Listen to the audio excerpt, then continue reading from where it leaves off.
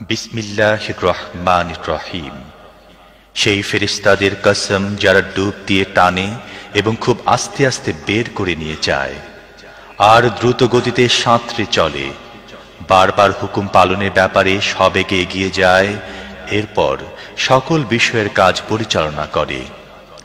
যেদিন ভূমিকম্পের ধাক্কা ঝাঁকুনি দেবে এবং তারপর আসবে আরো একটি ধাক্কা, কতক হৃদয়ে সেদিন ভয়ে কাঁপতে থাকবে, দৃষ্টি হবে তাদের ভীতিবিহ্বল। এরা বলে, সত্যি কি আমাদের আবার আগের অবস্থায় ফিরিয়ে আনা হবে, পচা গলা হাড্ডিতে পরিণত হয়ে যাওয়ার পরও? বলতে থাকে, তাহলে তো ফিরে আসা হবে বড়ই লোকসানের। অথচ এটা শুধুমাত্র একটা বড় রকমের ধমক, এবং হঠাৎ তারা হাজির হবে একটি খোলা ময়দানে।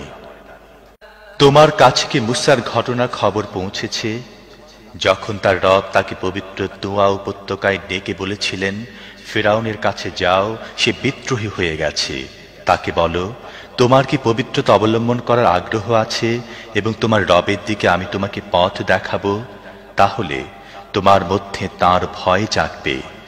তারপর মুসা ফিরআউনের কাছে গিয়ে তাকে বড় নিদর্শন দেখালো, কিন্তু সে মিথ্যা মনে করে প্রত্যাখ্যান করল ও অমান্য করল।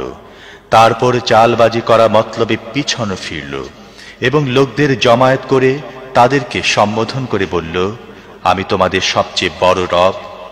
অবশেষে আল্লাহ তাকে আখিরাত ও দুনিয়ার আযাবে পাকড়াও করলেন। আসলে এর মধ্যে রয়েছে মস্ত বড় শিক্ষা, যে ভয় করে তার জন্যে।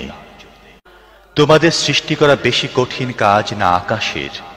আল্লাহই তাকে সৃষ্টি করেছেন, তার ছাদ অনেক উঁচু করেছেন, তারপর তার ভারসাম্য কায়েম করেছেন, তার রাতকে ঢেকে দিয়েছেন এবং তার দিনকে প্রকাশ করেছেন। এরপর তিনি জমিনকে বিছিয়েছেন, তার মধ্য থেকে তার পানি ও উদ্ভিদ বের করেছেন এবং তার মধ্যে পাহাড় গেড়ে দিয়েছেন জীবন যাপনের সামগ্রী হিসেবে তোমাদের ও তোমাদের গৃহপালিত পশুদের জন্যে।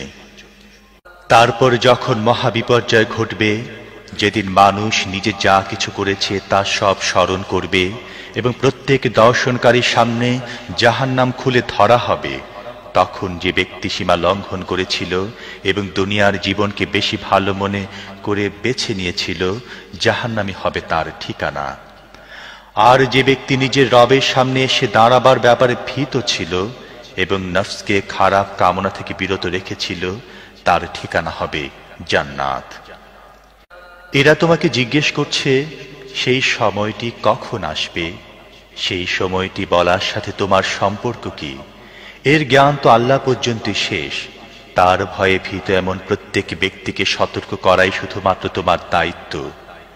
যেদিন এরা তা দেখে নেবে, সেদিন এরা অনুভব করবে যেন একদিন বিকালে বা সকালে অবস্থান করেছে মাত্র।